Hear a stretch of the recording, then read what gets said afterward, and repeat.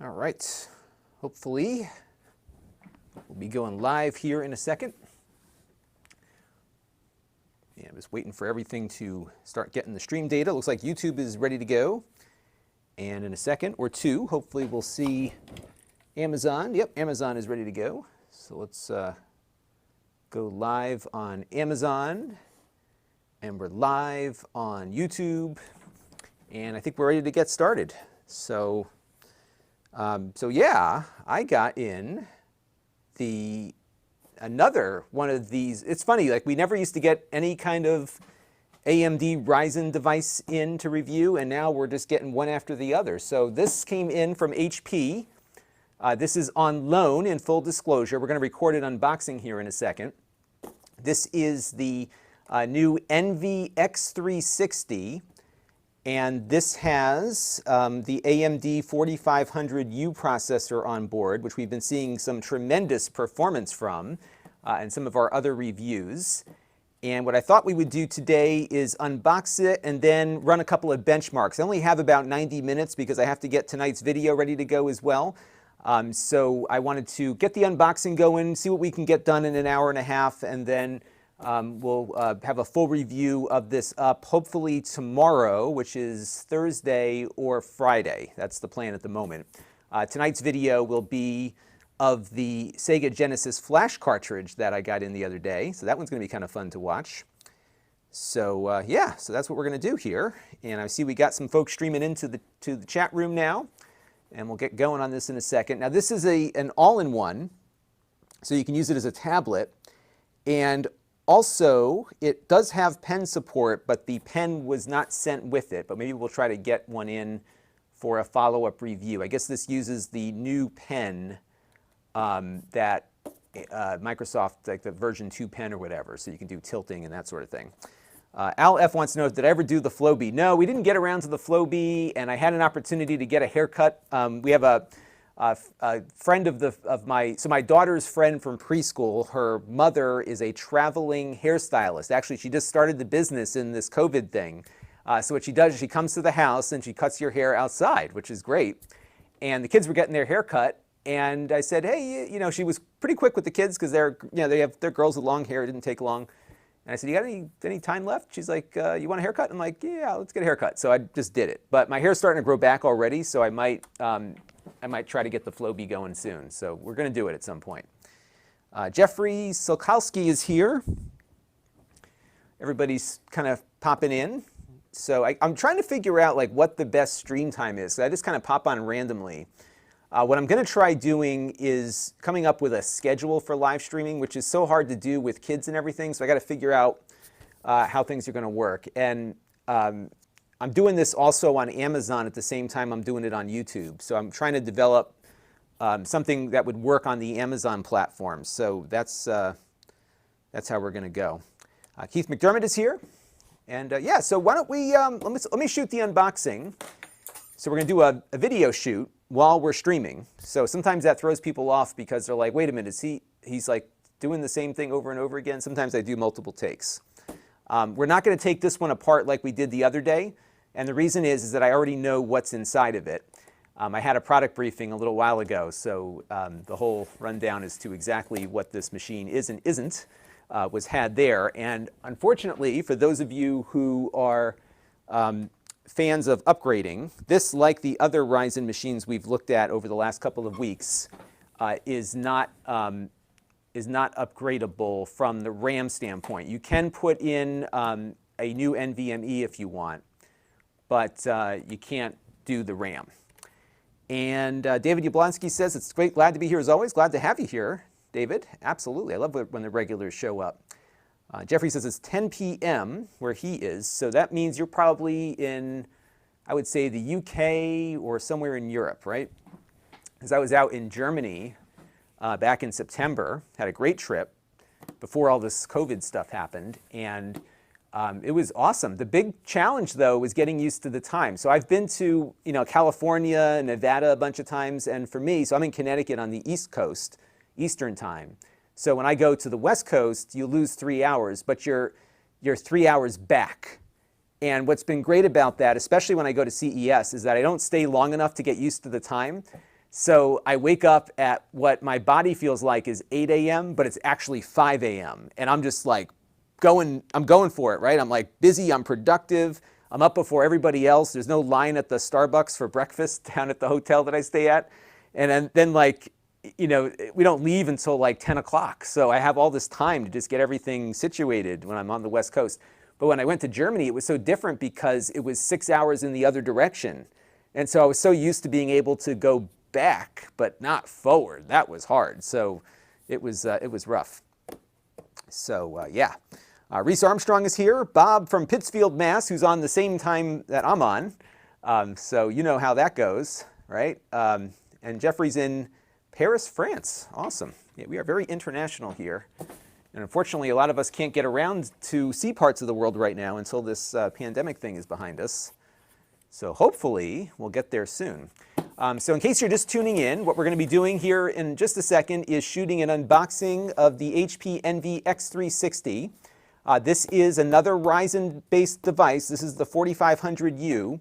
They have a couple of different configurations on this one. So the one that we're reviewing has, I'm going to say this all over again when I do the unboxing. It has 8 gigs of RAM, a 256 gigabyte SSD, and the 4500U inside of it. The starting price for this one is $799 with the 8 gigs, not upgradable. $699 for the Ryzen 3 version. And then the top end one will go for about $1,400. And that's got the Ryzen 7. But as we found in our last review, it's all about the thermals, right? So there's some interesting things that we'll be looking at with this one because there are adjustable performance settings on this that HP has tied to a button. So when we get it out of the box and start playing around with it, we'll see how it goes. All right, so that's it. All right, so let me just take a few more comments here and then we'll start unboxing. So Max Stock says, did I come late? Nope, you're right on time. Alex says it's 5:25 here, so I don't know where you might be because it's only 4:25 here. So you're probably like Nova Scotia area, something like that. Let me know. Reese says, we can all see Connecticut. I can see it. I'm in it. Demetrius says, greetings from Greece. Welcome, Demetrius. Thank you for tuning in. It's got to be kind of late there, I think. Jeffrey wants to know soldered NVMe and RAM. No, just the RAM. So actually it would be great as we go through the video here, because what happens is people come in later. So if a few of you could volunteer, when people ask about the upgradability, if you could just in the chat let everyone know that the RAM is not upgradable, but the storage is. And we're not going to be taking this one apart today just because I already know what's in there. So that is it. All right. BB Garnett got both a YouTube and Amazon notification. Great, yeah, so Amazon's got like a follow thing that you can do now. So if you click on that on Amazon, it'll tell you when we do stuff. And we're going to start working on, I'm hoping to get like, I don't want to turn this into the home shopping channel by any stretch, but I think what we're going to be getting soon, I'm reaching out. I can put coupon codes on some of these streams that I do, so we might be able to do like short-term deals on things that I like. And that might be what we try focusing on. All right. Taco says the Flex 5 is a better deal than this in my opinion. And I haven't taken this out of the box yet. However, I suspect what this will be, the value proposition with this one follows the same course that a lot of these laptops tend to follow, in that if you want thinner and lighter, you pay more, right? That's usually the thing. So this is kind of and it's been funny to see what different companies have decided to do. So HP put this in their more premium category. The Envy line is their more premium products. And they're often not all that much more expensive typically.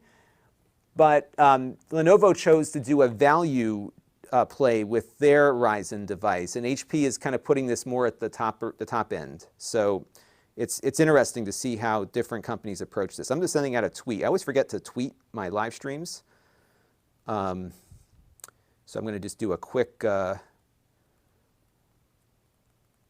thing here. The new HP Envy X360 with Ryzen. All right. Okay. I'm going to tweet that out. And what's been great is my wife and kids are doing a little mini vacation at my dad's place. So I have all this time that I don't usually have. It's like, because usually by now I'm like getting ready to close up shop for the day and start dinner. And today I've got like the whole night free. I'm going to do this unboxing. I'm going to get my video uploaded tonight. I might just watch a movie this evening or something. Because usually by, 4, 5 o'clock, dinner, bath, bedtime. Not for me, but for the kids. You know how that goes. All right. Jeffrey says he thinks HP is doing really great these days. Yeah, I think so too. What's been good about all of these companies, I include HP, Dell, and Lenovo in this, is that they've all stepped up the industrial design. And there's really, like, even though the hardware inside is largely the same, there's unique differences between these computers now. And there's a couple of little features on this one that I think are interesting, just from the standpoint of configuration and one thing that we'll check out here when we take it out of the box. Ash K. Mohan wants to know, what about the Acer Aspire 5 with Ryzen 7 and 5? Are they any good? So I haven't gotten the Aspire in yet. I had their flip over one, the 2-in-1 that I just reviewed. I'm trying to get the Aspire. If it's available on Amazon, I'll buy it and get it up here to review. BB Garnett says I should set up something with IFTTT. Yeah, so I do have IFTTT auto-tweeting the YouTube stuff, but Amazon doesn't have a mechanism for that. M. Urena is here on the Amazon chat. Welcome. Jeffrey's a Dell customer but wants to try HP for the next one. Yeah, HP's doing some good stuff. You know what's been interesting? I've gotten to know some of the people there who design the products, and they're there's a lot of thought that goes through this, so that's what's going on. Tech with Sean says, Linus is streaming right now. Well, you can watch both of us at the same time. There's nothing wrong with that. Hey, and I got 82 watching. I'm fine, because you know what? I'd rather have 82 people that want to watch me. I like Linus, though. He does good work. Absolutely does good work. I review the cheaper stuff. He gets some crazy expensive stuff on his channel. All right, let's do an unboxing, folks. I'm going to record this because this is going to go on the Extras channel probably in the morning.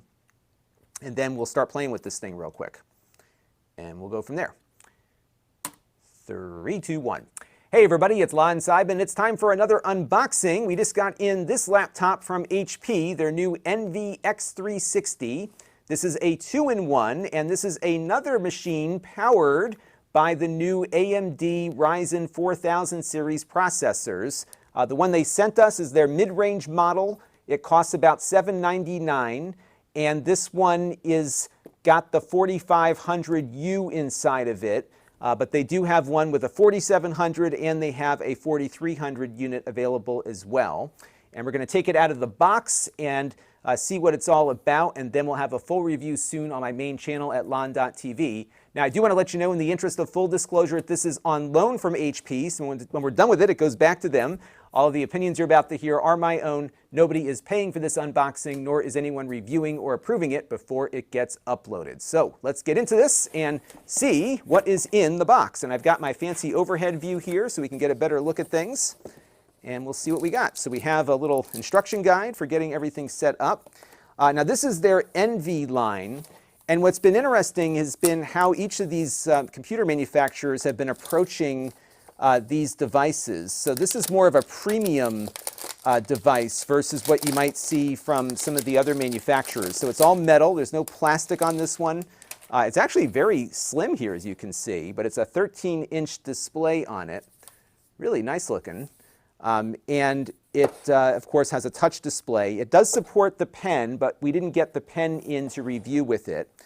So we'll have to try to get one in at a later time. But really nice. It feels very efficiently designed, for sure. I'm just going to power it on real quick here. We'll see if it has any power on it as it boots up.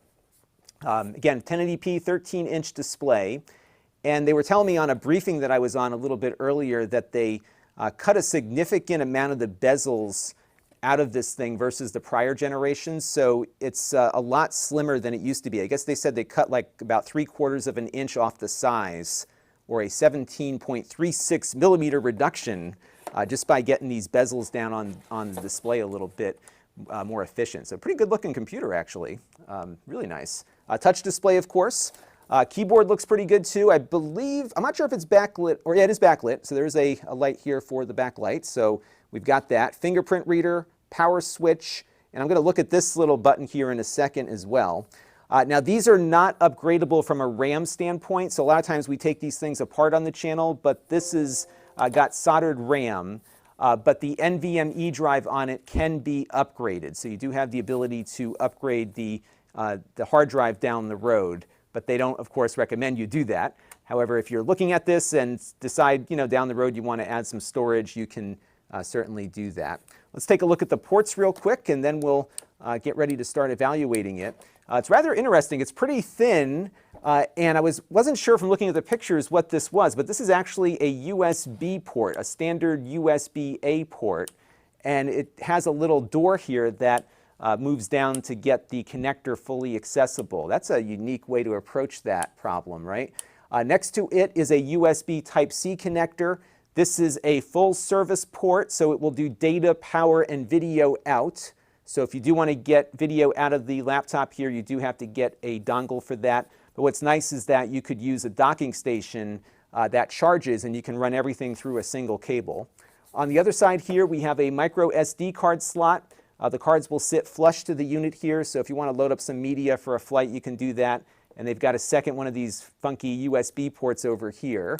I would guess it'll hold up, but you'll probably want to be careful with these little doors not to snap them off. I don't think it would make much of a difference, but if it wasn't there, but it's just something to keep in mind. You got a power plug here, so it looks like it's got a separate plug for power, which should keep that USB-C port clear, but you can, of course, use it to power the laptop, that USB-C port, if you so choose. And let's take a look at the power adapter. So this is it. Not too large. This looks like it is a 65-watt adapter, kind of your standard fare here, but again, it uses the round barrel connector, and it is not a USB-C power adapter, and you've got the plug here, in my case, for the United States. So what we're going to do next is get this thing powered up, and we'll be having a full review here soon on the main channel at Lon.TV, so stay tuned. All right, that was a good one-take wonder right there. Hopefully that all made sense to everybody. And let me just mark the clip so I don't lose it, and we'll go from there. Yeah, so Tech with Sean says, I've seen LAN ports with a flap, but never USB. Yeah, typically that's what I thought when I first looked at it. I said, oh, wow, it's got a LAN port. But no, it's it is in fact not a LAN port, but a USB port. That's rather unique. Bear with me for 1 second, folks. I am just going to log my clip that I just shot. And there's one cool thing about this. Well, there's a couple cool things about this machine. But what it has for its webcam is like a shutter that you can enable physically with a key press on the keyboard. So that's kind of cool. I might actually shoot another little clip to slide into the middle there. This is HP unboxing. All right. So that recording I just did was 4.5 gigabytes at 1080p. Now, if I did 4K, it would probably be double that. All right. Yeah, it is all metal, and that's the difference. So a lot of these other ones we were looking at were larger. So, it's like, this is the deal. If you want, thin and light and better battery life, you will pay more, even though it performs the same as something that costs more. So that's kind of the trade-off. The display brightness on this one, they were telling me, is 400 nits, in case you're curious. All right, so now, let's turn the brightness up on the display here a little bit. Not bad. And then this key here, oh, that's cool. All right, so check this out. I think what I can do, let me bring in, yeah, I can totally make this work. Let me grab, I'm going to zoom in my camera here real quick. It's funny, they were going through all this stuff, and I'm like, people are going to love this shutter system, because I think this is really cool. So, yeah, I can just do this on my camera here. Let me zoom in real quick on this. This is super cool. All right, so you can all see the camera there, right? And what I'm going to do real quick is just do a quick little 2-up view here. So bear with me. I gotta create a little thing on my video system to demonstrate this. Because I just think this is, I always like things that are new and unique. And so if there's something new and unique, that usually captures my attention. So I'm just going to make a, oops, I lost my streaming. There we go, we're back. You know, my stupid internet connection, I thought it was doing better. I think it's because it's hot outside that everything is falling apart again. But we'll get to, yeah, I got a couple of requests here about opening it up with one hand, which I'll try to do in a second. And I'm just going to set up a quick little thing on my video system here. So we're going to go to multi-view. I'm going to put camera 2 on the first layer. And then I'm going to add the overhead real quick, because I just want to say, so let's go overlay on 3.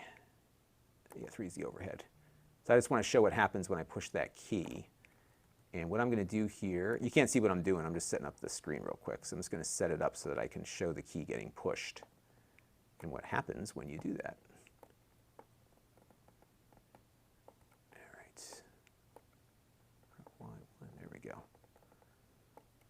And I'm just going to position that there and just zoom it in a little bit. I think that might look pretty cool. Actually, you know what I could do is probably zoom the camera in. Just zoom that in real quick.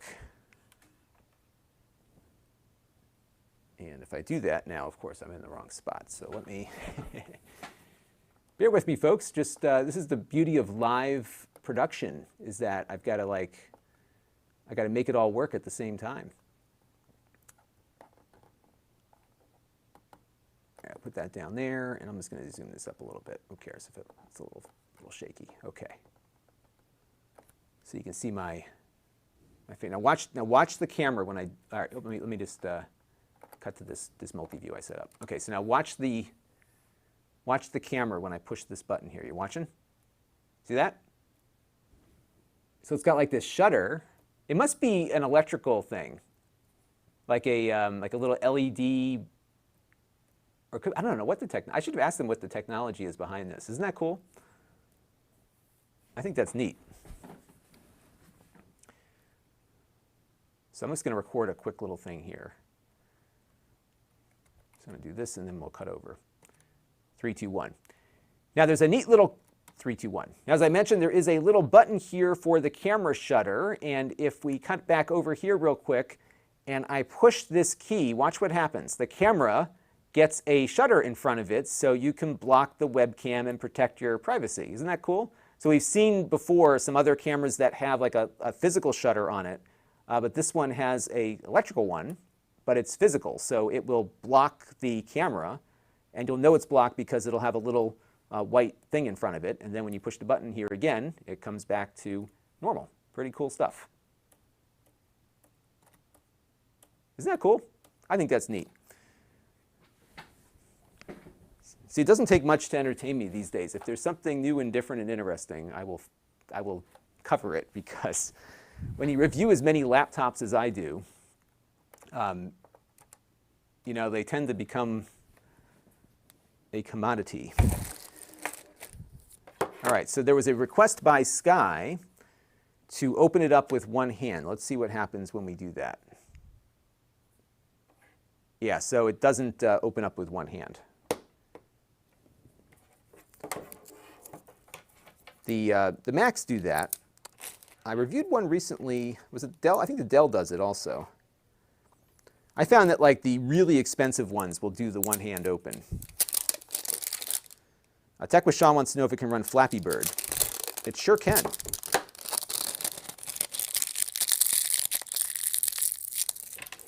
It can run Flappy Bird.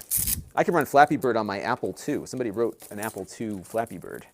Actually, somebody made an FPGA core for Flappy Bird. I think they did it through like logic circuits or some crazy thing. Yes, no HDMI. You got to use your dongle on this one. And I'm guessing it's because they were trying to keep it thin. I mean, it's really nice. And you know, under $1,000, not bad. So it's definitely the smallest one we've looked at. Now, here's another cool feature. Let me get into the system here. Now, I didn't have to put a password in because this is a review unit, so they have their own thing already set up. But if I hit this button here, we get the HP Command Center.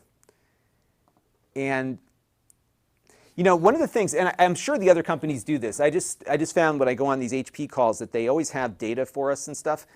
And I think they're very mindful of what consumers want. And I hear this also. So if you don't like fan noise, this might be something to be interested in because they have a quiet mode.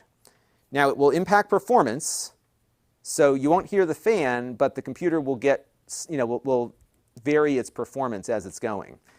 And what I thought I would do on the stream, as we're getting set up here, is run a couple of benchmarks to see what those differences are. So right now it's in the HP recommended mode, but there's also a performance setting that will run it a little bit harder, but you might hear more fan noise. So that's what we'll look at there. So Jeffrey wants to know if it has a glass trackpad. I don't think so. I don't think so. And I see Andrew Mark David, who's got a YouTube channel also. He was on the call with me today. So we both got briefed at the same time, and his just got here. So yeah, this is what it looks like. It's actually pretty lightweight. I don't know what the weight is. I got to check the specs on it. But it's not that heavy. All right. I like the size of this. And I'll tell you what, if this performs like as well as some of the other ones we've looked at with this processor, it's going to be a hot ticket because you could play games on this thing pretty well. So what I'm going to do real quick is get Steam installed, and we can run my 3D Mark benchmark. I don't know the battery size on this one. They didn't have that information. But they're saying if you turn the display brightness down to like 150 nits, and you'll get like 12 hours out of it. And actually what we found with the other Ryzen machines is that in addition to the performance bump of the new chips here, these do much better on the power standpoint as well. So there's a lot to like here. I'm just going to get my Wi-Fi going here, folks. Just give me 1 second to attach up to my Wi-Fi. It's got Wi-Fi 6, in case you're interested in Wi-Fi 6. So you got that. And let's get the Steam going here.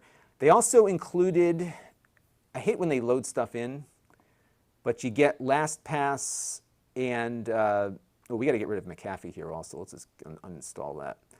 You get LastPass, like a month of LastPass, and I think ExpressVPN is on here too. And, oh, we got to do two things. So the other thing that I always recommend folks do is go to the AMD website and download the latest AMD drivers. So we're going to grab Steam, and we're going to grab the latest, we're not connected, of course we are. There we go. We're going to get the latest drivers as well. So I am connected. What's going on here? Oh, I put the wrong password in. Let's get connected here.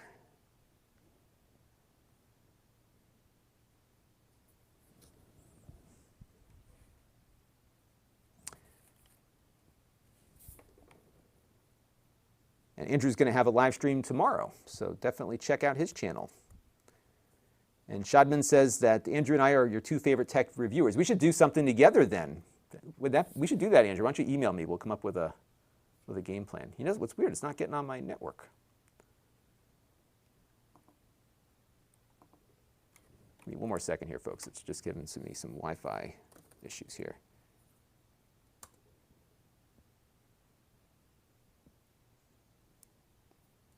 See, my network security key isn't correct. I wonder if I'm just not typing the password incorrectly.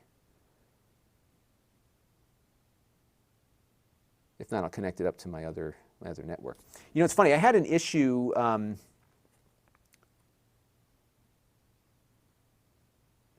it's always strange how things don't work when we're doing a live stream, right? Like you'd think connecting to the Wi-Fi network should not be difficult. It says it can't connect to this network. You know what I'm going to do real quick? Let me try my IoT network here, or my guest network. See if we can get on that one.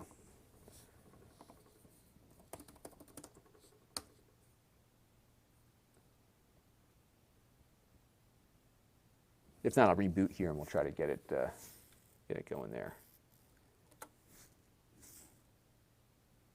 Yeah, it's odd. Because usually this stuff just works, obviously, right? Travis Rhodes says, my password is I love the Mister. Yeah, that's it. You got me. I do love the Mister. I'm just going to reboot this thing real quick and see if that's our problem. So who else is in here? We've got, yes, Andrew says he's up for a collab. We'll come up with something. Why don't you email me? We'll figure out something we can do together. So BB Garnett wants to know, what do you think is better, typing the password in or doing something like WPS? I think typing the password in is better, for sure. And it's possible I had the caps lock on. That could be. Let's find out. Let's go back here and we'll reconnect the... I'll tell you what, this is a nice display too. Nice and sharp. It really is.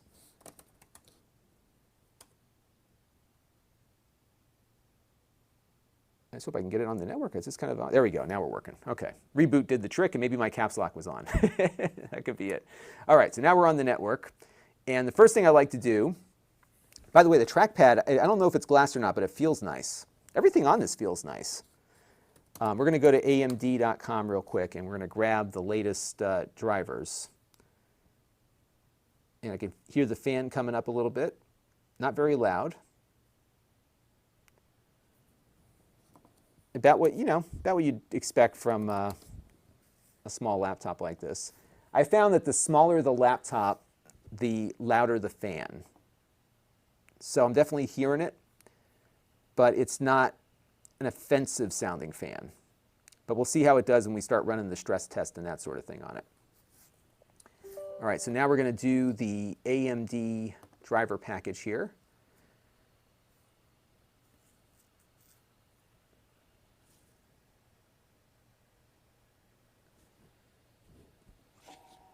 And if a couple volunteers wouldn't mind just sharing the specs of the system when new people pop in, that'd be great. All right, so we've got an optional version here. This is the Adrenaline 2020 edition. We'll just install that. And I'm sure whatever drivers it comes with are fine. I haven't seen, on these new ones at least, any real performance differences. But in the past, there was you'd sometimes see a pretty big performance boost just by going to AMD and installing the drivers. So I'm going to put these drivers on. And then after this is done installing, I'm going to get rid of McAfee's antivirus because I just don't like having, and you don't really, my opinion on antivirus is that the Microsoft stuff works fine.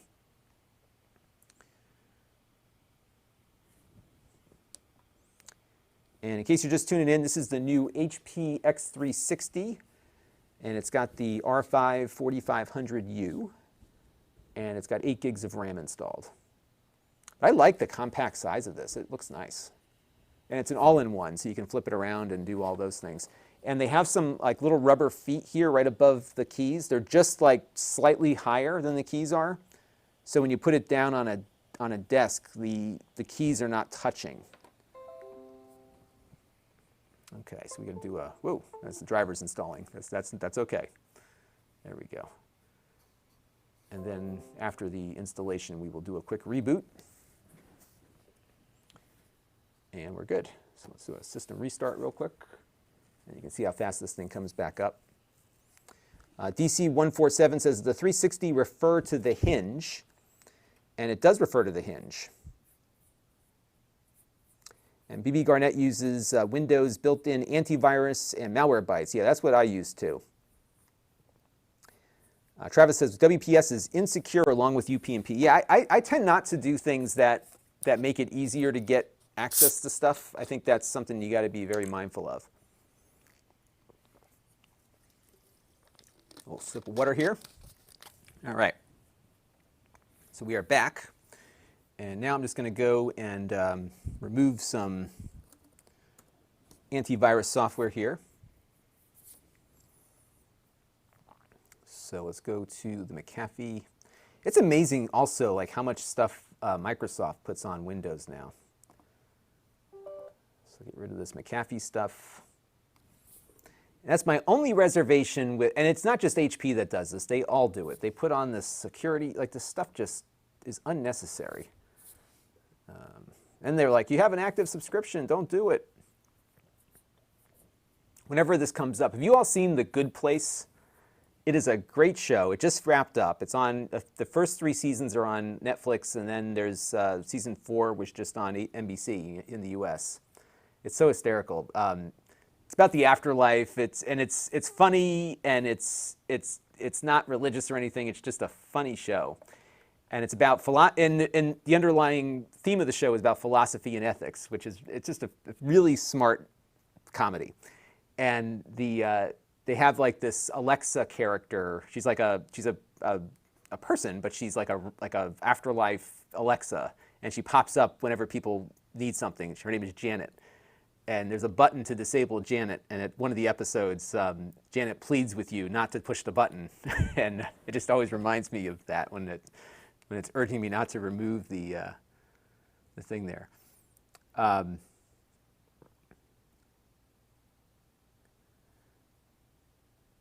right, we're just waiting for this to finish. And we'll get rid of that. BB Garnett says, assuming this is a loaner machine. Yes, yep, this will go back to HP when we're done with our review in a couple of days.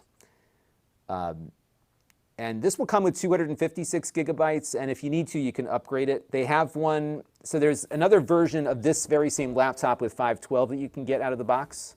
And that's like an extra $100, I think. And then there's another one with the 4700U processor, which has got 8 cores versus this one's 6. I think that's what this one has for cores. Let's take a look. I'm pretty sure this is 6 cores. Performance, and we'll do show logical processors. Yeah, this is 6 cores.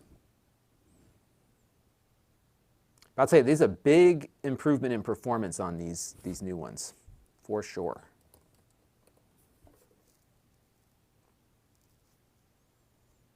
And we're just, now there's a survey. Okay, let's restart.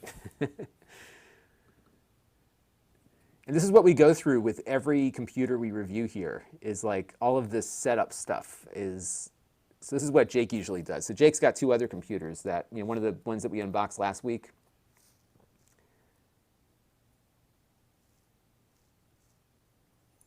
So Babylon asks, is the 16:9 ratio on this 13-inch that big of a deal?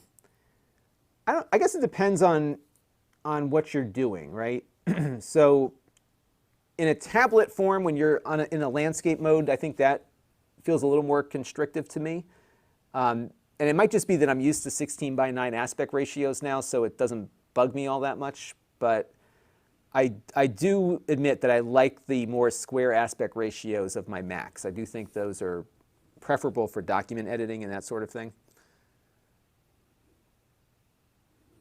Okay.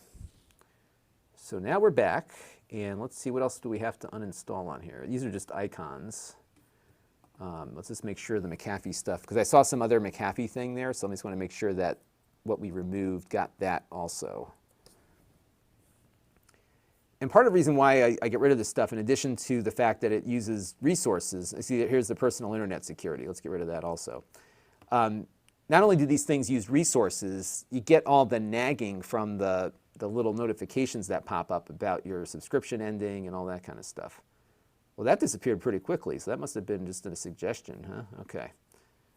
All right, I think we're good. Let's see what else is on here that needs to get nixed. Let's go sort by size. So the AMD software. And then like Microsoft does, like, do I need Farm Heroes Saga taking up 300 megs on my laptop? No. Candy Crush, what do they pay to get themselves in there? I have no idea. Now ExpressVPN comes on this as a trial. I guess you get a month of that. I haven't tried ExpressVPN, but we're just going to remove it now just because I just don't need it, and I just want to get another thing that's not needed off of the laptop here. And then we'll start running our benchmarks.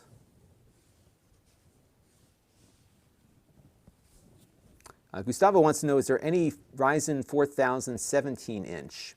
There are some gaming laptops, and I think Lenovo's got some that are running with NVIDIA GPUs and AMD processors. It's the Legion 5, and there is a 17-inch with the Ryzen 4000 with a GPU. BB Garnett says I should check out the OOSU 10. What is that?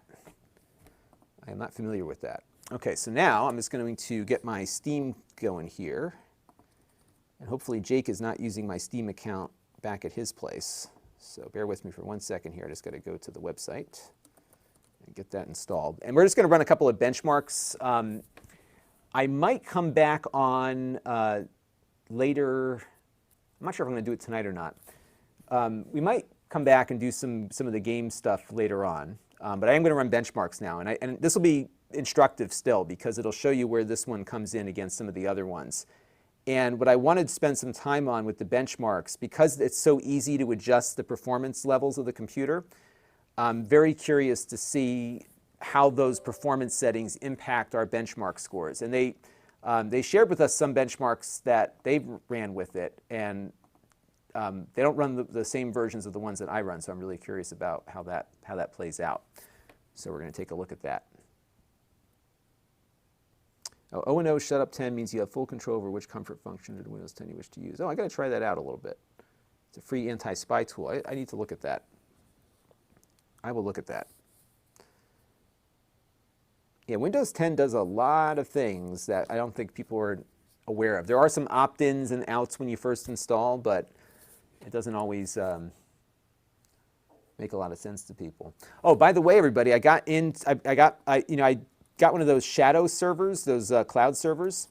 It's not that expensive. It's like $12 a month if you do a year. And I did it because I wanted to, first of all, have a server in the cloud I could connect to sometimes.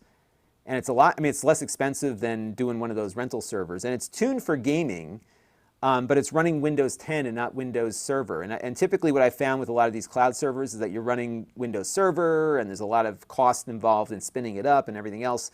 Flat rate on this one, and I ran vMix on it a little bit earlier today just to play. I've just been playing around with it, and it worked for the most part. I had a little glitchy thing. I just reached out to them to see if they can look at it, but it generally worked, and it was kind of neat. So vMix has something called vMix Call, and that allows you to bring in people like you would bring them in with Skype.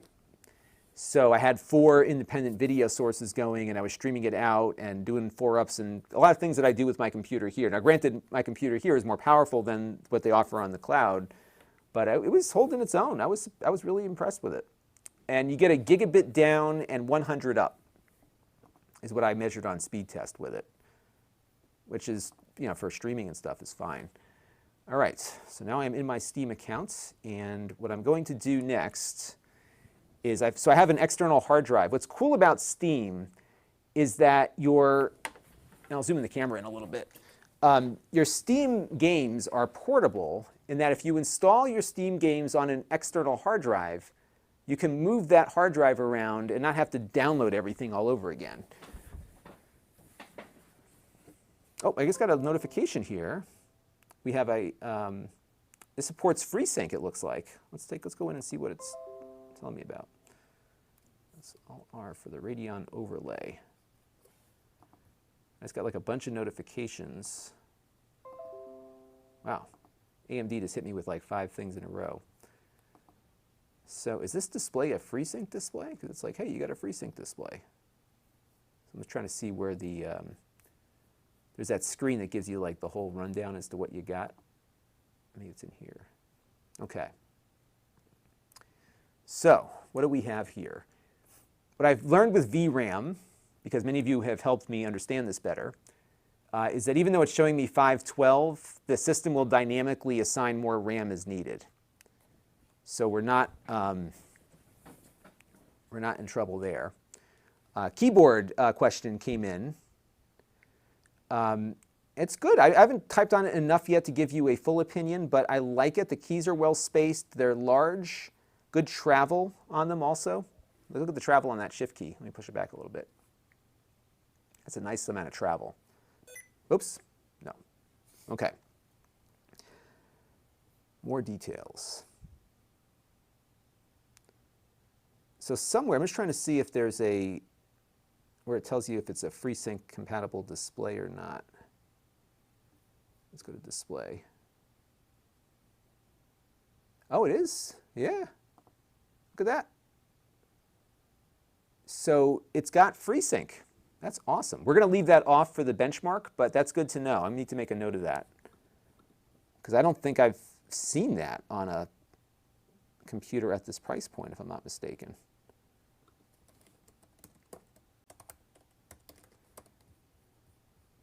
So that's neat to know.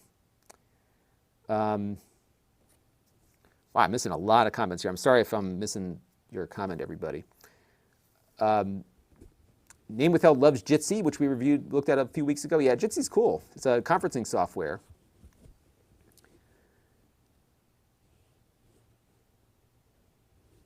And Nick F. found out that Elon Musk was hanging out at the mall around the corner from his house charging his car. Yeah, I think somebody took some pictures with him over there.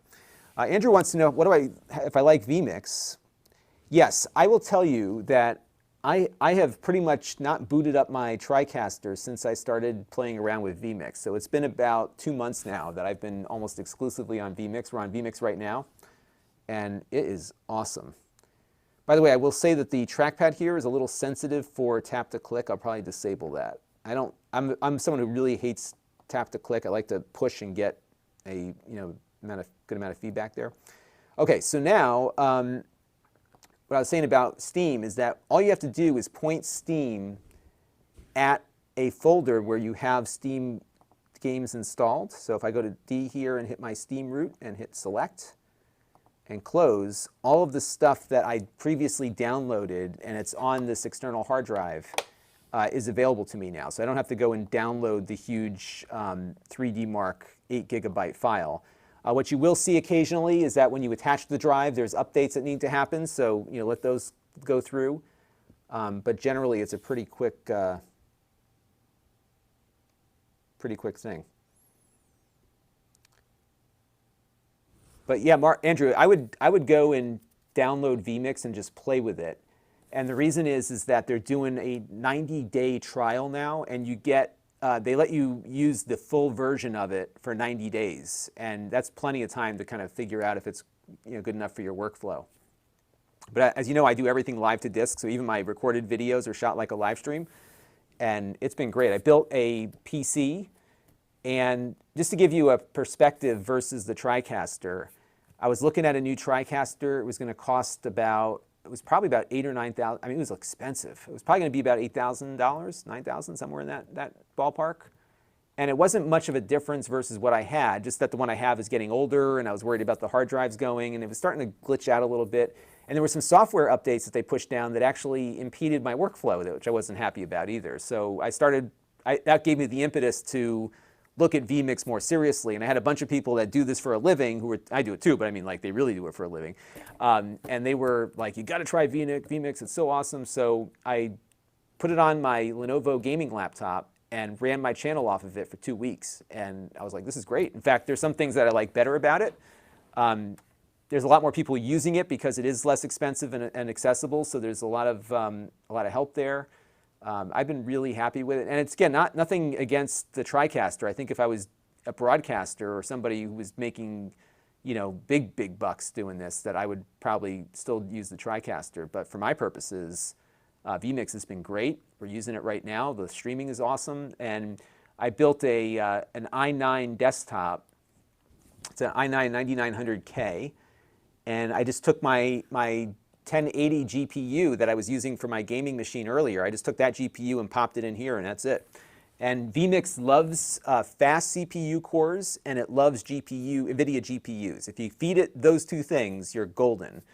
So my laptop is running an i7 9750H, which is a 6-core processor, Intel, and it has a 2080 Max-Q on it. They are now beginning to recommend AMD processors, but they strongly suggest the 4000 series at a minimum. Those work well, just because, again, core performance is really critical. And if you're doing a lot of NDI video, where you're bringing your video sources in over NDI devices from the network, that's very CPU intensive, so that's something you really need that CPU power for. And then what I'm going to probably do, just to play around with it, is try out vMix on a few of these AMD-powered laptops and see how it does on something less expensive. But yeah, Andrew, definitely check it out. And right now with the trial, I mean, they just let you download it and have at it. And there's a great community. There's a Facebook group called the Streaming Idiots that I'm in, and that's been really helpful to me. And it's been really fun to see what other people's configurations are. And as you start playing, once you get the concept of how vMix works, it all starts clicking, and it's like, oh, I can do this and do that. And so just to put an example, like, so we did that little 2-up thing a minute ago. On the TriCaster, I could have 4 different virtual inputs, essentially, which is what one of those are. On vMix, you can put in as many as your video RAM allows. So I could have, I've had productions where I've had 7 or 8 of them going, and it's been able to do all that. All right, so we're going to run 3D Mark here, and I'm just going to have to agree to this. Now, right now, if I hit the HP, what's cool is they've got a key here that pulls up this like this is kind of neat to have like your thermal choices front and center. So you hit this key here, which is the F12 key. It will pull up the HP thermal profile. Like that's all this gives you, which is fine. I'm not complaining about that. I think it's actually cool, pardon the pun, to have those thermal options like right there. So if you really don't like fan noise at night and you're just like, if you're just working on web browsing or whatever and you don't want to hear the fan, put it on quiet. Fan goes off. And you've got performance. There's also a comfort mode, which I guess kind of balances things out a little bit more. And that'll impact your performance, which we'll see in a minute. But I think that's really cool. All right, so we're just installing some of the DirectX stuff here. Travis Rhodes says, any plans to get some of the new Synology NASs in? Yes, I just reached out to them to see if I can get some in. You know, it's so hard, though, because these are, you know, and I love the Synology stuff, don't get me wrong. But the upgrade here is very incremental, so it's very hard to, like, show what the differences are from one version to the next. And these are a little faster, so there might be some things that people notice. But I'm disappointed they didn't up the Ethernet speed, because I think a lot of people now are starting to look at 2.5 gig Ethernet. Our internet connections are getting faster, so I'm surprised by that. But I think there's some ways now to use USB Ethernet on those, which we need to explore. Shedrick wants to know, oh yes, so on the memory, I did ask on the call today about the memory. It is dual channel in all configurations. So even this 8 gig one, even though the RAM is not upgradable, it is for basically 2 modules or 2 banks of 4 gigabytes for a total of 8. So it is dual channel. Now what I'm going to do first here, so we're going to run the same benchmark 3 times, and we're going to run the TimeSpy benchmark. And it's crazy to be able to do this now on like these tiny little laptops, because usually this is something you would need a GPU for. So our first test here, we're going to run with the HP recommended setting, and then we're going to expand out from there. So we're going to click on Run. And again, we're on the HP recommended setting at the moment. And I'm just going to turn the volume down a bit, just because it'll be a little loud.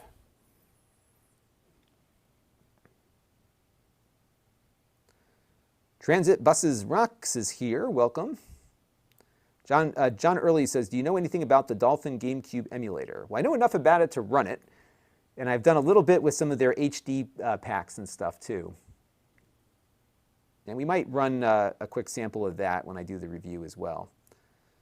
Babylon Era asks, do you think it is worth waiting for the ARM Macs due this fall, or should I get an Intel one now? That is a great question. I will tell you my opinion on that, because I am going to need to get a Mac soon, because the one that Jake is using is 8 years old and it's bound to die any minute.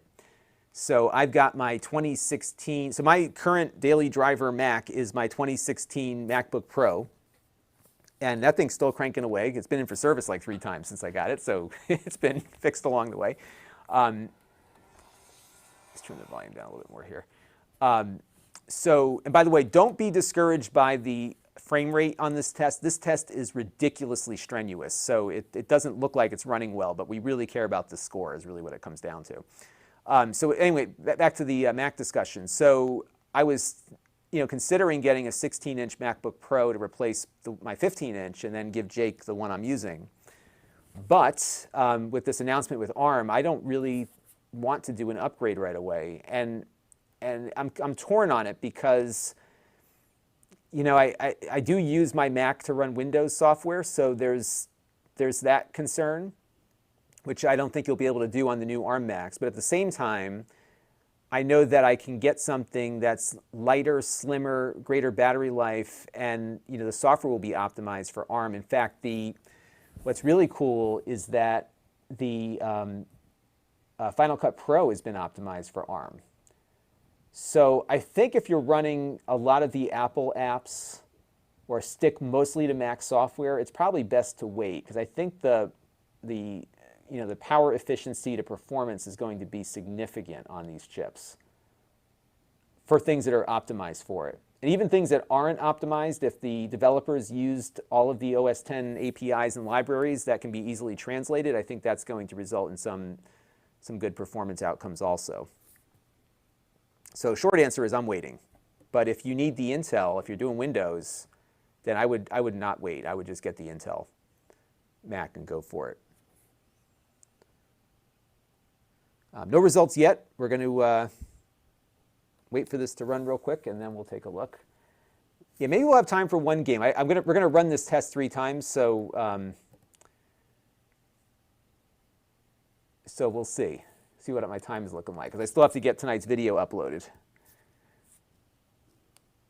It's been it's funny. I didn't do a lot of any production today, but I've been busy. I've been like testing stuff, and I had phone calls and emails to send out. I've been doing all sorts of things today, so I don't feel like I did anything, even though I did a lot. I rate so as my own boss, I rate my job performance based on the amount of minutes I record on virtual tape here.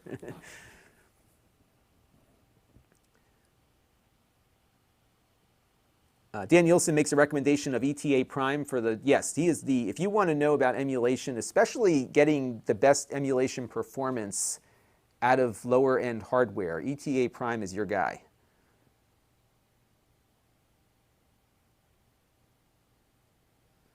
Ricardo Galan wants to know about Prime. I have no news on the Prime 6. And I have a feeling that given where, in the US, I mean, so many people are dumping cable, I don't know if it's going to be a viable product at this point. I know a lot of people want it, but I don't know how many they're going to sell. And I'll tell you, like, if I've not heard. I think I may hear about my internet connection tomorrow, so I'll keep you posted on that. But even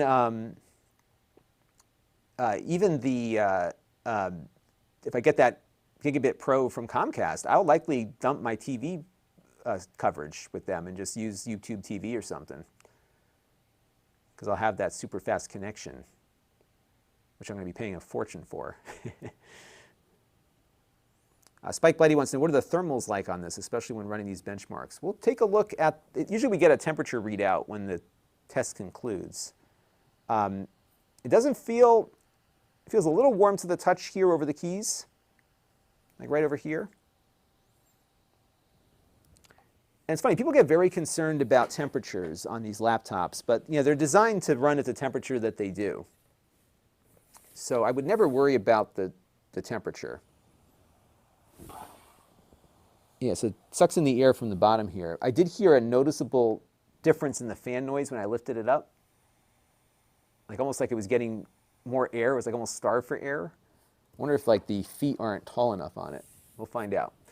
One of the other tests that we'll probably run offline is the 3D Mark. They have a stress test which runs this benchmark over and over again for like a half an hour. And it gives you an idea as to what kind of throttling you can expect. But this test is a good one to run for this because it is incredibly strenuous. It really works everything. No, right now we're in the, Cartman's Chili is asking about what mode we're in. So right now we are in the HP recommended mode. This is kind of like the automatic mode. And from the benchmarks they shared with us on my call today, it didn't look like there was a huge difference between this and the faster one, or the performance mode, but I think this test might show us a little bit more of a difference. We'll see in a minute.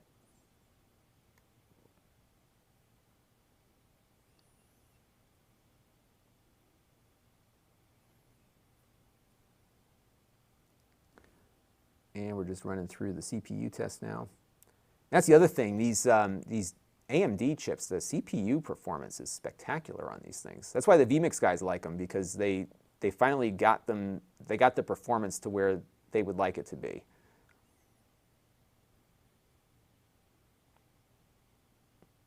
And this is almost done.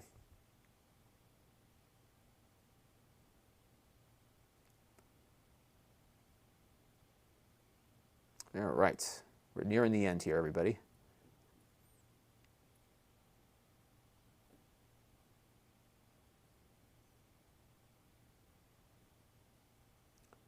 And then we'll get a result. I'm just going to start logging these results into my spreadsheet. By the way, if you go to Lon.TV/benchmarks, you can see the spreadsheet that we work on. Maybe what I'll do here is pull it up on screen so you can see it too. Give me 1 second here.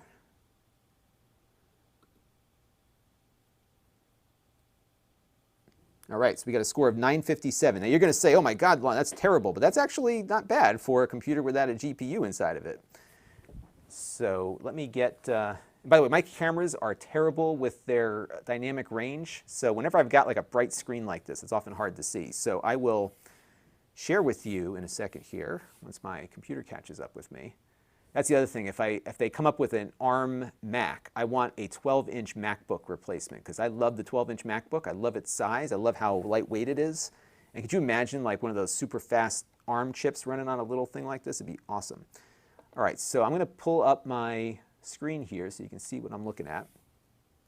And I see one of you's in here already. And we're going to go over to the Time Spy test. And what's great about my spreadsheet here is I've got all the other ones that we've run this with earlier. And we got 957, which puts it just below the Flex 5. But again, this is in the non-performance mode. So this is the HP X360 NV, let's see, NV X360, and we'll say R5 4500U. And we got a score of, so it comes right in where we would expect. I mean, it's within the margin of error versus the Lenovo with the same chip. 5.72 FPS on test 1, 4.73 FPS on test 2, and the CPU is 11.81 FPS. Again, all very close. So now what we're going to do is we're going to go over here and we're going to go to performance. Now we're going to hear that fan probably run a little bit more now. And we're going to close that out.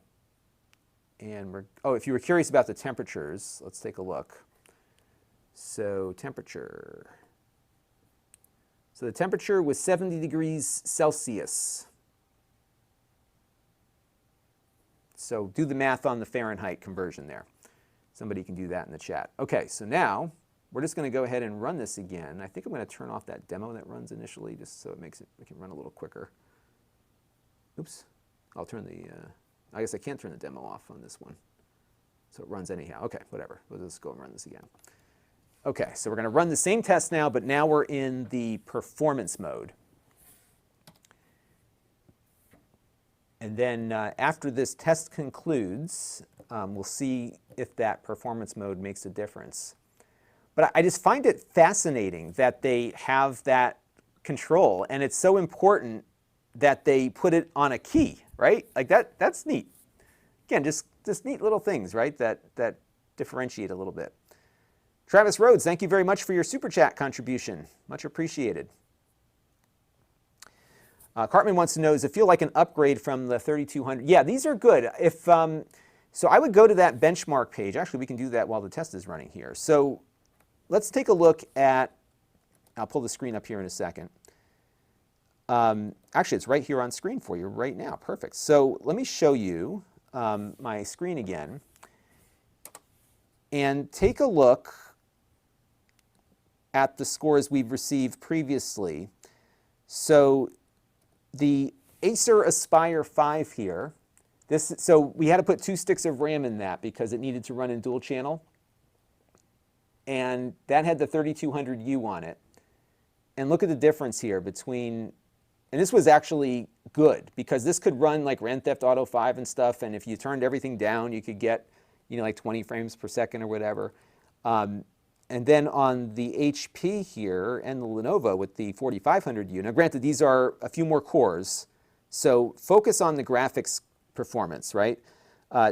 Almost 3 frames per second versus almost 6. It's almost twice as fast. I mean, granted, it's just, this is not twice as fast, but I think the over-under is probably 30 or 40% or something. But it performs better, for sure. These are really much better performing chips, and they're also more power efficient. So it's made a big difference for this class of machine. And the best way to describe the Ryzen chips is that this is very close, and I'll pull the screen up one more time for you here. This is very close to the performance that we were seeing with laptops with the MX150 GPU from NVIDIA just a couple years ago, maybe 2 years ago. So you're getting something that's less expensive than those costs, because those were typically about $1,200, $1,000, something. Granted, you get one now for less, but you know what I mean there. But here you're getting that level of performance now on machines that cost less, that are also very compact like this one. And that's not something we've seen before. And Intel has stepped up their game too, because Intel has their new, the new 10th generation chips. The graphics are much better on those, but not as good as the AMDs are on the same class of chip. All right, so the demo is concluding. And the reason why it runs the demo first is to get the processor kind of warmed up to see if there's any throttling when it gets to the actual benchmark portion.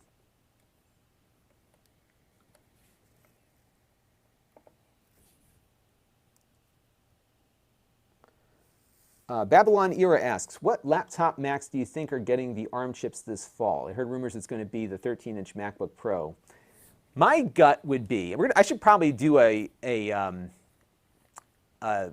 video, a wrap-up video about my thoughts regarding this. I think it's going to be the MacBook Air. That'll be the first one that gets it. I doubt we'll see a Pro with that.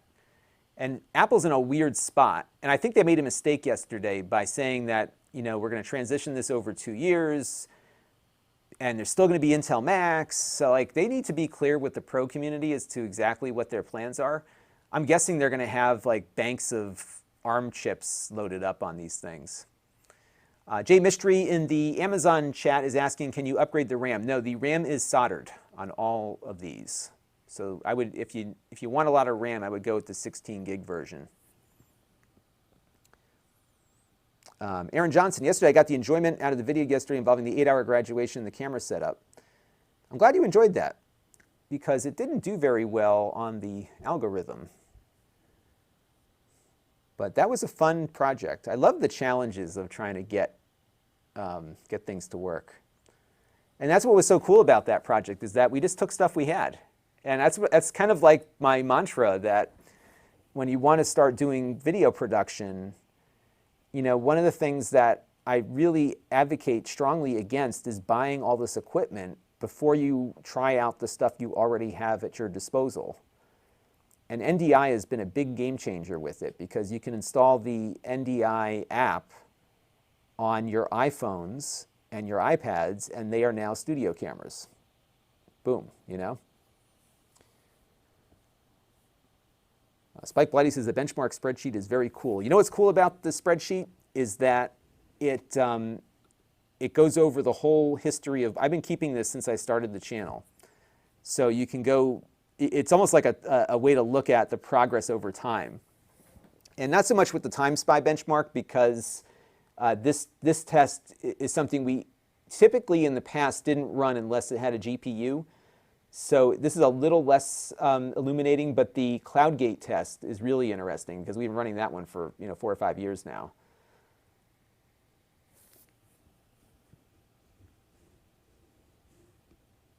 And what's cool about Google Spreadsheets is that I can just share it with everybody and they can just look at it, so that's kind of neat.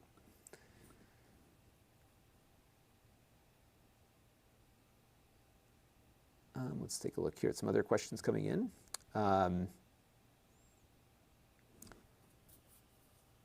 Yeah, I don't think I've got any 2500 U's on the Time Spy test, but the CloudGate test I think I probably do. And David says, it's amazing what you can do with integrated graphics now. Yeah, that's what's been AMD's always been ahead of the curve on this integrated graphics, but they've really done well with these. And for the price and power consumption, even better. Jonathan Adams, I assume with Ryzen, the Ryzen chip's color calibration is not affected. I always turned off blue and lower green instead. I don't know. That's a question I do not know. I'm not sure if anybody else might be able to answer his question about that in the chat. Danny Rea wants to know, are you getting a GPD Win Max? Yes, I believe we're getting one in. They reached out to me recently and said they were a little behind because of COVID, but I think they're sending one in, so we'll definitely have that one going. And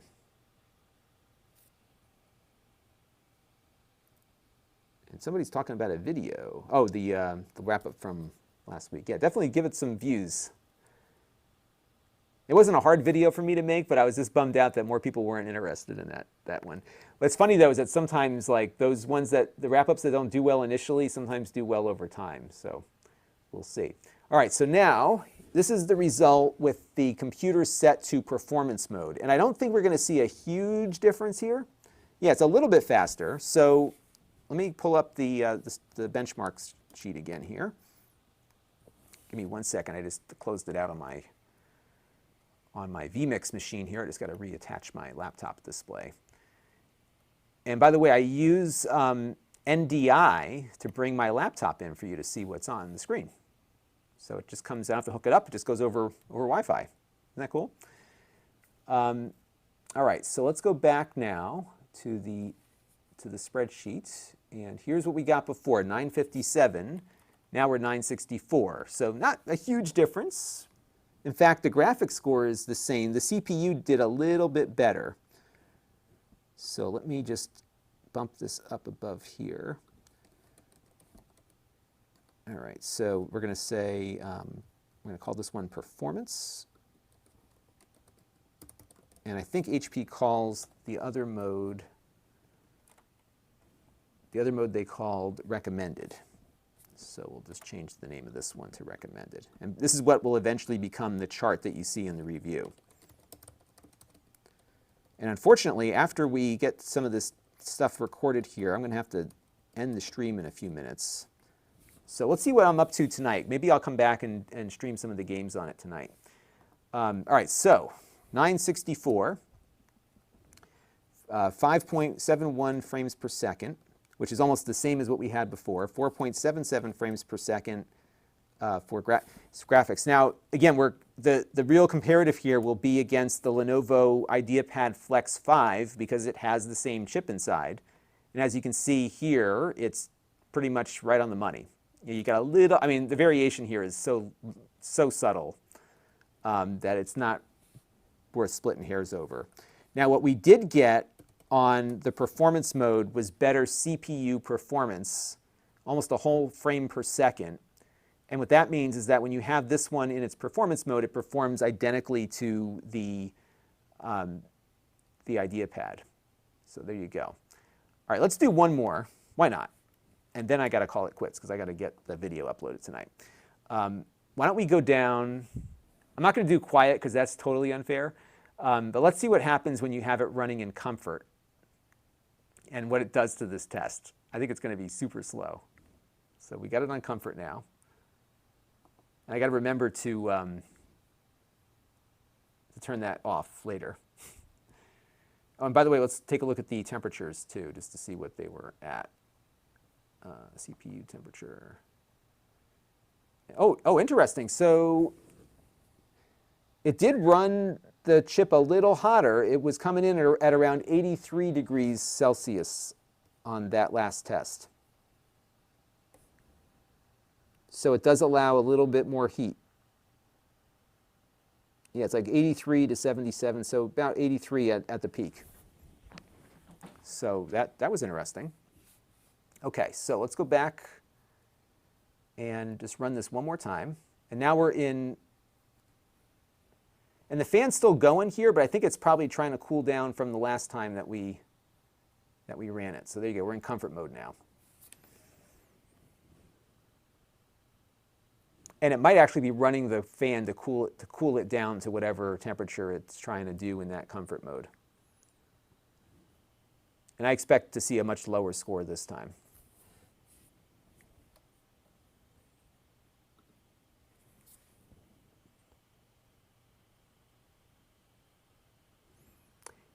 You know, it's funny, in the comfort mode, it's actually running the fan harder now. So I wonder, actually, you know what? I wonder if comfort is about the temperature of the chip, or at least the temperature to what you would feel on the casing, maybe. That's interesting. This might be an intriguing result. And thank you, Jeffrey, for the math on the temperature.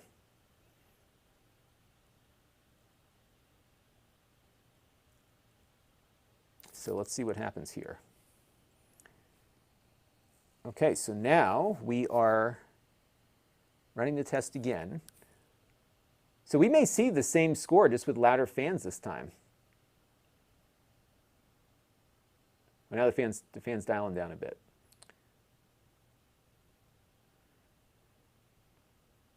So Paul G says, just convert to Celsius already. I'll never know what the temperature is if I do that. Okay, so we're running the test again. Now we're in the comfort mode.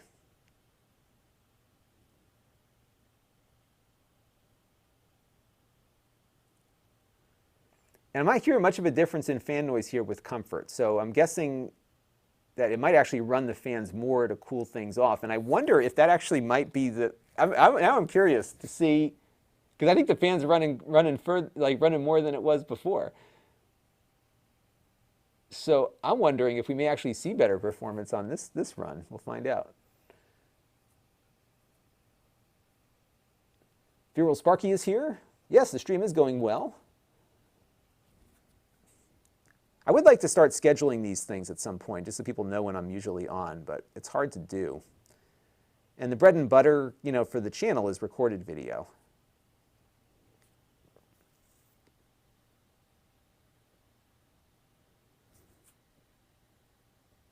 All right, so we're concluding the demo here in a second.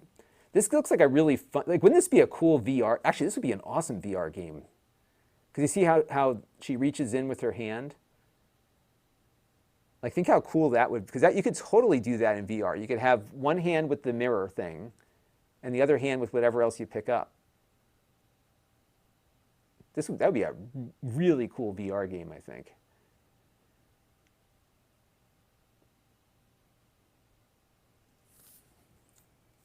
All right.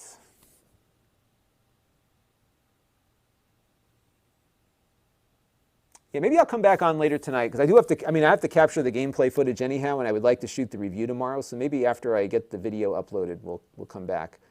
I'm not sure. Maybe if not tonight, maybe tomorrow morning. I get nervous about like live streaming at the same time I'm releasing a video, just because I think it takes traffic away. I don't know. I don't know how this stuff works.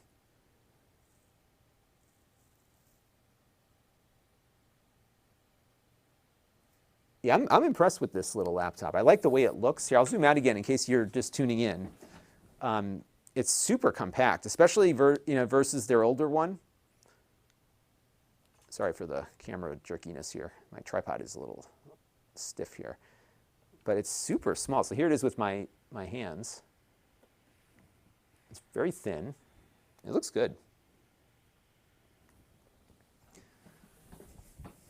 And they were telling me they were really like focused on the bezel. So this bezel is like half the size it used to be.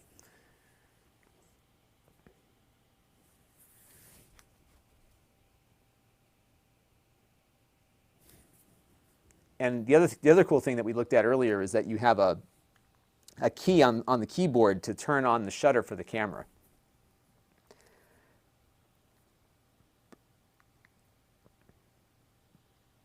All right, so we're going to run this through, almost done, on test number 2 now.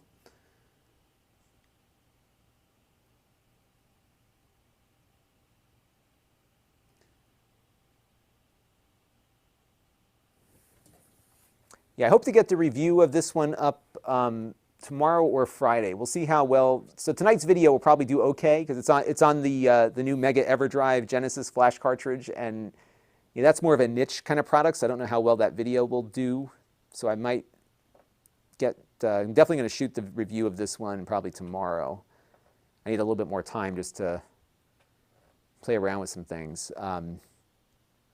But the hope is to get it done tomorrow. Actually have a lot of computers in the pipeline to review. I've got 3 Lenovo's. I got this one. I just got in a mini PC running with the prior generation Ryzen chip. So that's another one we got to start working on. So maybe a lot of computers over the next couple of weeks.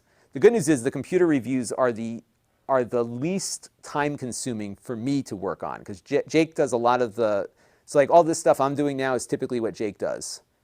But Jake's already got 2 computers with him right now, so I figured I would do this and stream it. Just because there's such interest in these Ryzen machines, right? So I have a feeling we may see a similar score when this test is over. We'll see, though.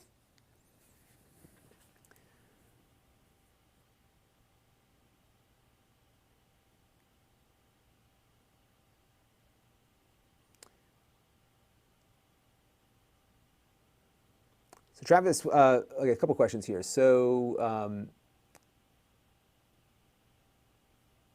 if I can get in one of the 7390 XPSs, I'd love to do a comparative.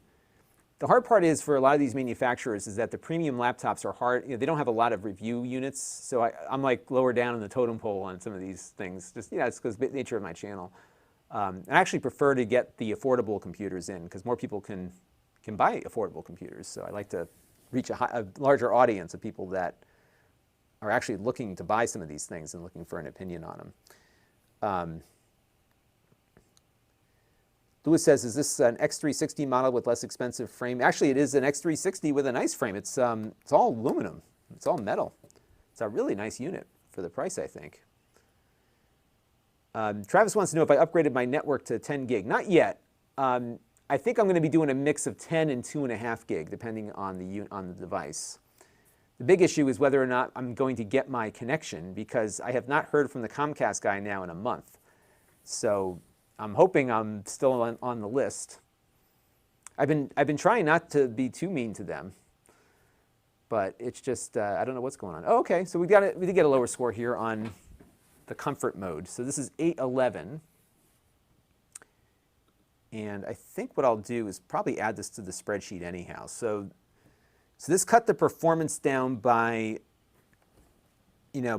by a frame per second. And here, let me pull up, I'll pull up the laptop screen again so you can get a feel for what we're looking at here.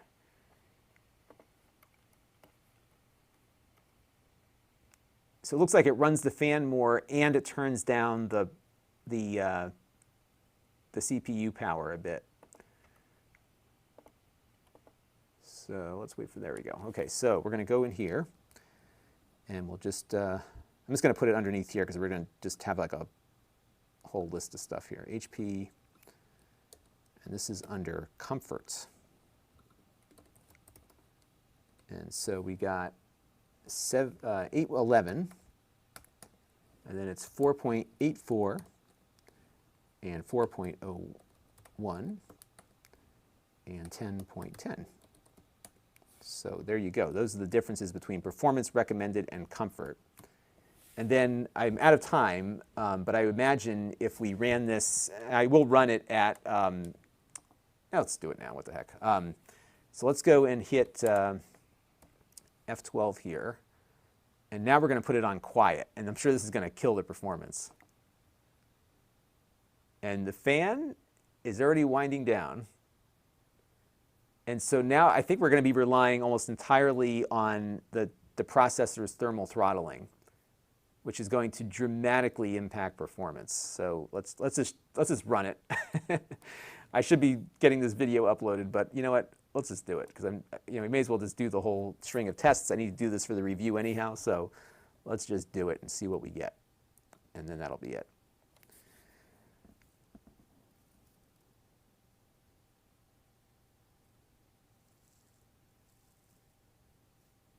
All right, so let's run this one more time. And hopefully we don't burn it out of, burn it up here. It's super quiet now. I'm not hearing any fan at all.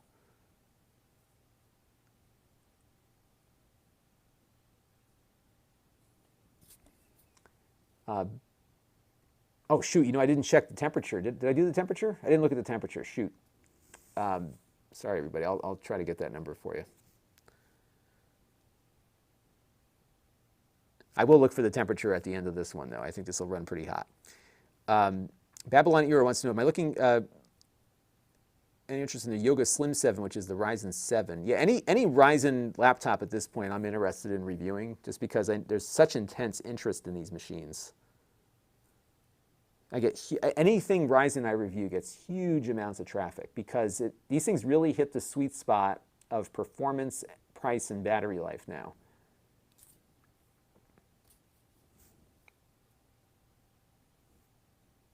All right, so the test is running, and I think what you're going to see here is you'll see like the performance like really drop as this continues to run. And Shane Temple is watching this on his X360 13. Is it the new one, Shane, or the old one? So I think these just came out. Stacy Lester wants to know, am I going to cover WWDC? I think I'm going to do my Monday wrap-up about Apple and mostly the ARM conversion. I think it's where Apple has to go because it's going to help them differentiate. It's going to make them even more of an efficient company. You think about like Tim Cook, like that's he's an operations guy.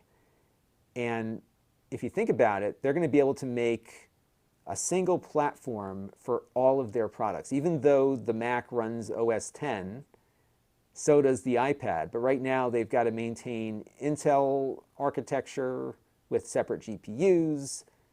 And now they can run everything off the same platform. That's going to be a big deal for them, I think.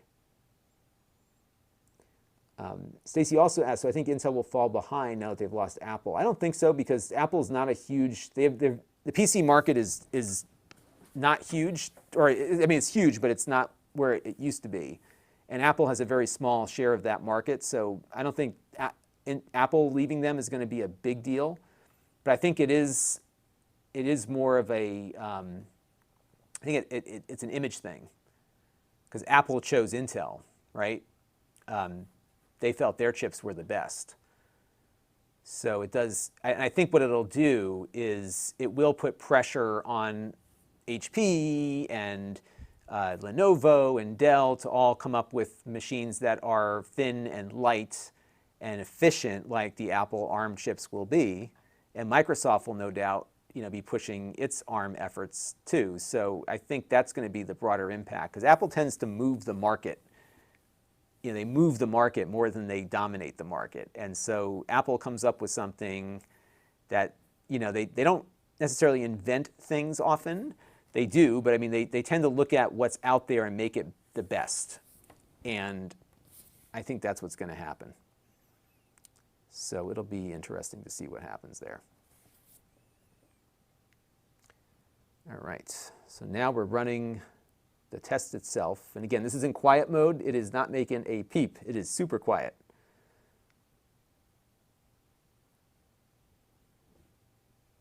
I mean, it's really quiet.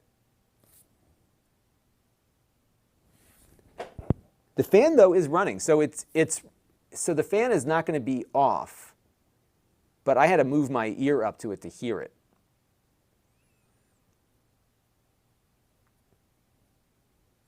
And Trap Exit says ARM has a new X1 chip, which is intended for laptops and higher-end ARM-based products. Yep, I think I'm telling you, we're going to see a lot of this. I bet you Intel's got something cooking, or they'll buy some company that does.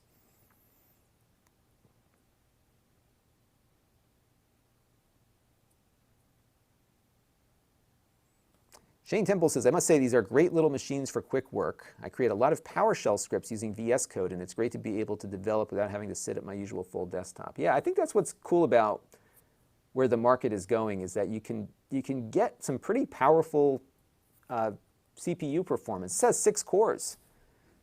6 of them in this tiny little thing. I have not tested Linux yet, Stacy. I'll probably be testing that tomorrow when I shoot the review. And I expect Linux to run. The last 2 we've looked at, it ran fine and detected everything. So, but not yet. But it'll be in the review. And I'm pretty sure that will work fine.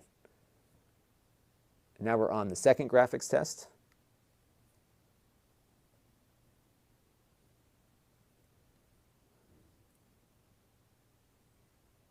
But But I think, if I'm not mistaken, I am pretty sure that this is the smallest one I've looked at so far. Because the Acer was pretty small, but I think it was still bigger. I still have all of them here. I've been buying these things because nobody had review units. So HP was the only one with review loaners on the AMD.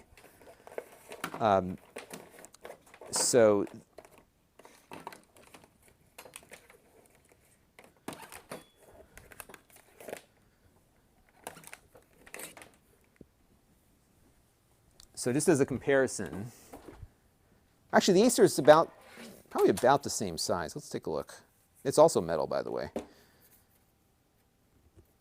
Let's see here as it's running. The Acer's a little bit bigger. Yeah, the Acer's much bigger, actually. So this is definitely the smallest one I've looked at. Look at the size of the bezel on the Acer, right, versus this. So this one, so the Acer's got 8 gigs of RAM, I think, and then the Lenovo has 16. So from a value perspective, and I still have the Lenovo over here too, from a value perspective, the Lenovo is probably the better deal based on the price because it has more RAM, but it's also a lot heavier. And it's 14 versus 13 inch. So this is the Lenovo, and it's much bigger. You can't really see it. Well, it's not that much. Yeah, it's bigger. It's bigger and heavier. And I don't know about, and it's plastic. So, you know, the materials, but it's a good machine. It's a good value. Performs the same as this one does, but it's larger. So if you want smaller, you pay a little bit more. Oops. And that's let's bang my head into my overhead lights here. And that's always the deal. Okay, we're just on that last test here, and we'll get a final result. And it's super quiet. Okay. Drum roll.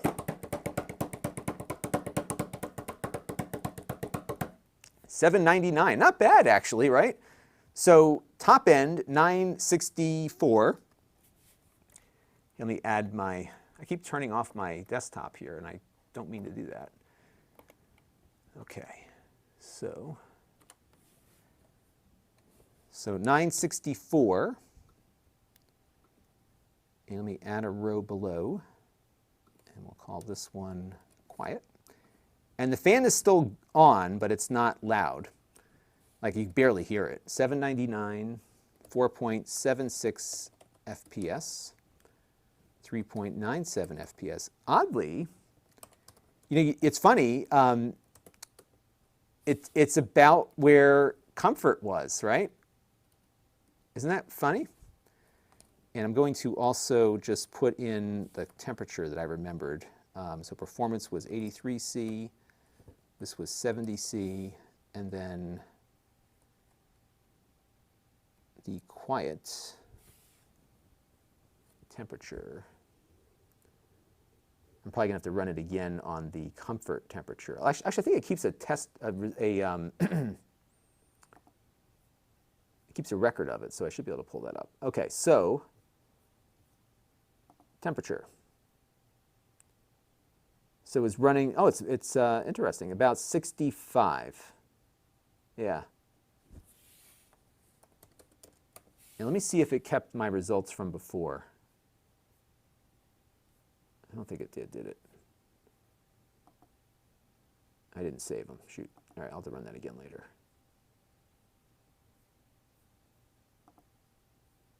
So there you go. Fascinating, as Mr. Spock would say. But it's kind of neat to have that controlled ability.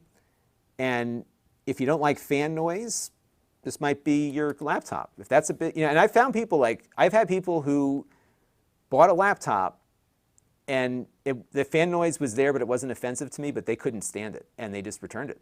Like they could not, just because of the noise alone. So I think this is a nice balance. And I'm sure that given that they've now assigned the fan noise to a key, I can hit a key and change the fan noise. I'm guessing that they've seen that happen so often, or they hear about it so much that they wanted to give the user some control over that. So So that is a fascinating thing. All right, let me take a few more questions, and I got to go get tonight's video uploaded. And we'll see if I got any energy left to do anything else tonight. Okay. All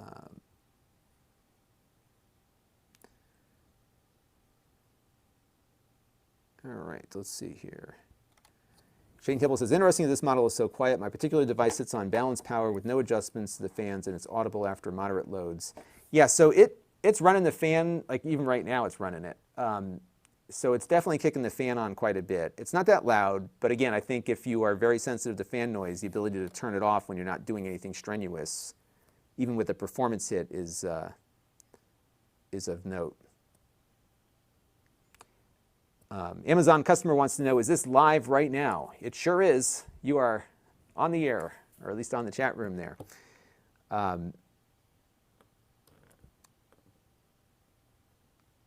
So yeah, it looks good. All right, everybody, I've got to run, but we're going to come back. I may or may not, I probably won't be back again tonight just because I've got to get, we'll see. You might see me, you might not. How's that? But if not, we have more streams to do because I've got one of those Epson Eco tank printers we're going to do. So we've got to get that thing going. We're going to shoot the review of this tomorrow. And they're coming to my, they're upgrading my car tomorrow. I'm getting my computer upgraded in my car. So I can't stream that because they don't let me do that. But that's another cool thing. All right. I will see you all soon. I want to thank you all for tuning in. I appreciate it. And I just want to check in. Oh, we had a super chat from Travis Rhodes, so thank you very much for that, Travis. And I appreciate everybody tuning in. Time spy number on the last test was 799. So the spread here is 964 for performance and 799 for quiet. That's the spread. So we're going to have that as a chart in the review when it goes live, and we'll have all this good stuff. All right. Great. Okay, everybody. I will see you all soon. At about, let's see, hopefully in the next hour, my next video will be uploaded. We're going to do a review of the brand new Mega EverDrive Pro flash cartridge for the Sega Genesis. 30 years later, they're still making stuff for it, or at least somebody is. And I got my Sega Genesis when I was 13. So how cool is that, that I can still get new value from something that I played with as a kid? I think that's amazing. So yeah, awesome. All right, so more to come on this attractive computer. Look how small this is. Isn't this nice? I love the size. Like, this is super small. This is the smallest, again, the smallest AMD device we have tested so far. And I think it looks great. Okay, everybody. Thank you once again, and I will see you all very soon. And I appreciate you all for tuning in. Stay safe and healthy. That's important to do right now. And I will be coming back at you with more cool stuff. And do watch my, my review tonight, even if you don't like Sega Genesis. It's fun. Bye, everybody.